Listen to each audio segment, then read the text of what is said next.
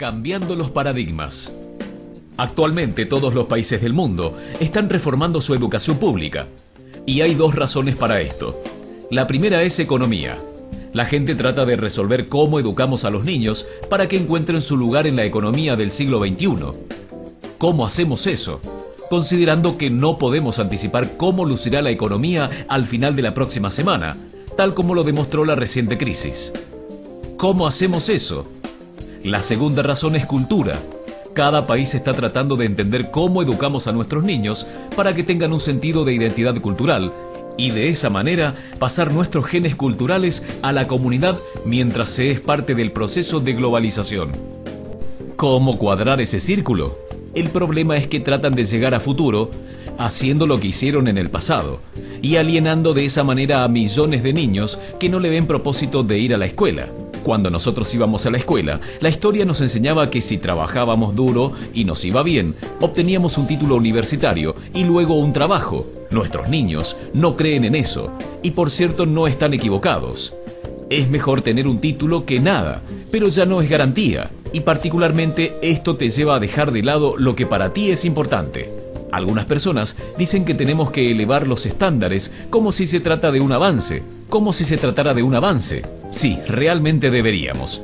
Si realmente deberíamos, ¿por qué lo bajarías? Me he encontrado con un argumento que los persuade de bajarlos, pero elevarlos, por supuesto que hay que elevarlos. El problema es que el actual sistema educativo fue diseñado y concebido y estructurado para una época diferente. Fue concebido en la cultura intelectual de la Ilustración y en las circunstancias económicas de la Revolución Industrial. Antes de mediados del siglo XXI, no había sistema educativo público, realmente no. Podías ser educado por los jesuitas, es decir, si tenías el dinero. Pero la educación pública pagada por los impuestos era obligatoria para todos y de distribución gratuita. Era una idea revolucionaria y muchas personas también la objetaban. Decían, no es posible que muchos niños de la calle y de la clase obrera se beneficien de la educación pública. No son capaces de aprender a leer y escribir. ¿Por qué estamos malgastando el tiempo en esto?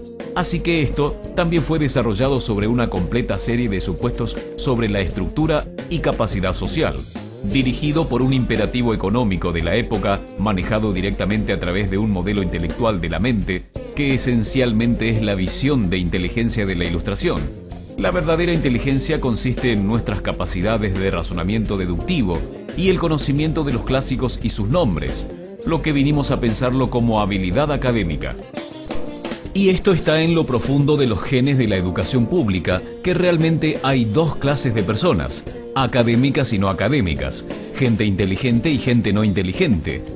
Y la consecuencia de esto es que muchas personas brillantes piensan que no lo son, porque han sido juzgados por esta particular visión de la mente. Así que tenemos doble columna, económica e intelectual. Y mi visión es que este modelo ha causado un caos en la vida de muchas personas. Ha sido fantástico para algunos que se han beneficiado mucho de esto, pero la mayoría de la gente no. En cambio, ellos sufren de esto. Esta es la epidemia moderna y es tan inapropiada como ficticia. Este es el juego del TDAH.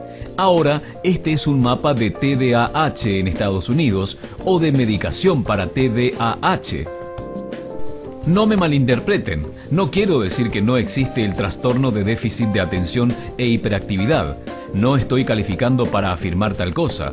No soy de la mayoría de los psicólogos y pediatras que sí creen que esto existe, pero es aún algo para debatir. Lo que sí sé como un hecho es que no es una epidemia. Estos niños están siendo medicados tan rutinariamente como nosotros nos sacábamos las amígdalas, basado en los mismos caprichos y en las mismas razones médicas de moda. Nuestros niños están viviendo el período de estímulo más intenso de la historia de la Tierra.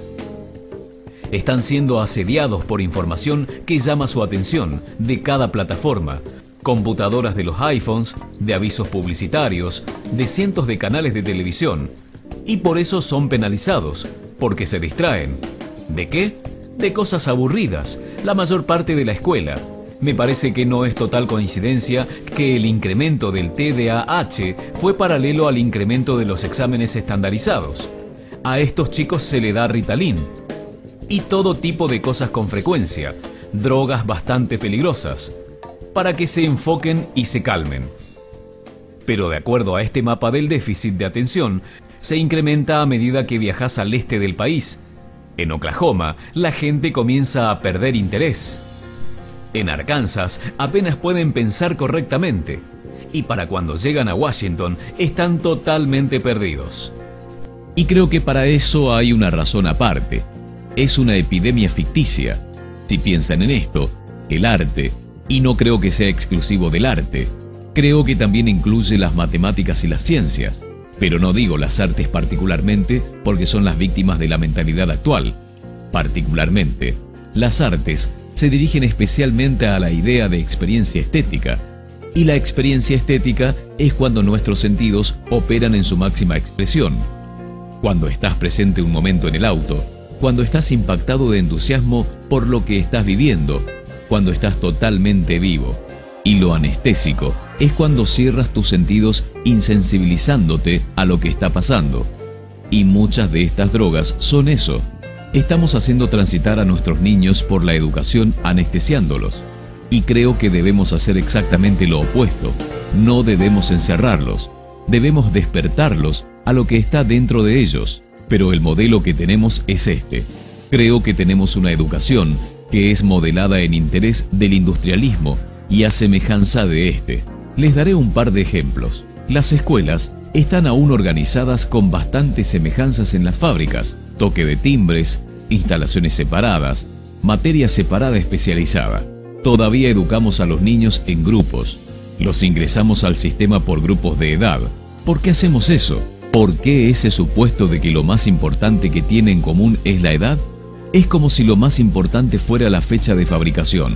Conozco niños que son mucho mejor que otros niños de su misma edad en diferentes disciplinas, o en diferentes momentos del día, o en mejores pequeños grupos que en grandes grupos, o aún por su propia cuenta.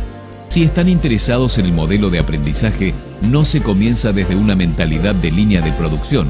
Es esencialmente una mala conformidad que va en aumento. Si miramos el incremento de la estandarización, de las pruebas, planes de estudios estandarizados. Y se trata de la estandarización. Creo que necesitamos ir en la dirección exactamente opuesta. Es lo que quiero decir cuando hablo de cambiar el paradigma.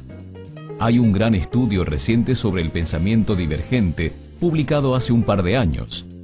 El pensamiento divergente no es lo mismo que la creatividad. He definido la creatividad como el proceso de tener ideas originales que tienen valor. El pensamiento divergente no es un sinónimo, pero ayuda. Es una capacidad esencial para la creatividad. Es la habilidad de ver muchas posibles respuestas a una pregunta, muchas formas de interpretar una pregunta, de pensar en lo que Ed Bono llamó pensamiento lateral, de pensar, no solo de forma lineal o convergente, de ver múltiples respuestas y no solo una. Es decir, vamos a probar esto. El ejemplo del bacalao. A la gente se le puede preguntar que diga, ¿cuántos usos se te ocurren para un sujetapapeles? Una pregunta de rutina. La mayoría de la gente puede dar de 10 a 15. La gente buena a esto puede dar 200. Y lo hacen diciendo, ¿puede ser de 61 metros de alto y de goma espuma? Como si un sujetapapeles tuviera que ser Jim, como lo conocemos. El test fue dado a 1500 personas. Está en un libro llamado Brickpond and Beyond, y en lo práctico del test, si superaba un cierto nivel, eras considerado un genio en el pensamiento divergente. Mi pregunta a esto es, ¿qué porcentaje de la gente encuestada, de los 1500, tuvo un resultado de nivel genio para el pensamiento divergente? Necesito saber algo más sobre ellos. Eran niños de jardín. ¿Qué piensan? ¿Qué porcentaje de nivel genio? ¿80? Ok, 90%. ¿80? Ok, 90%.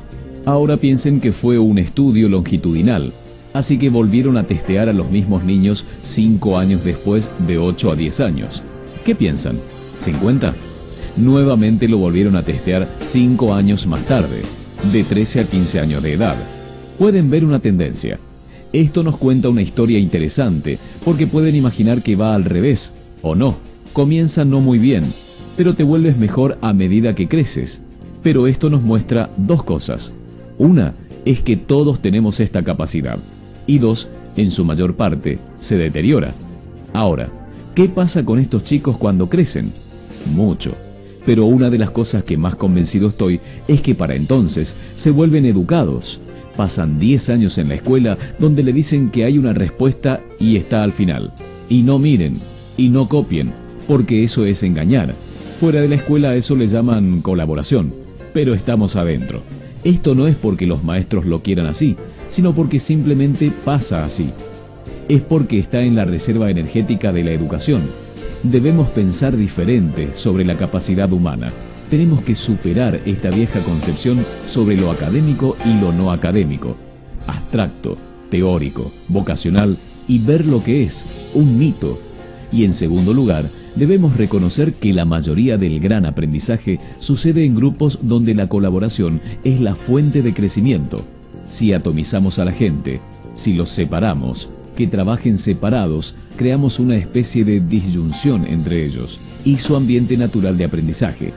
Y en tercer lugar, es crucial para la cultura de nuestras instituciones los hábitats de nuestras instituciones y los hábitats que ellos ocupan.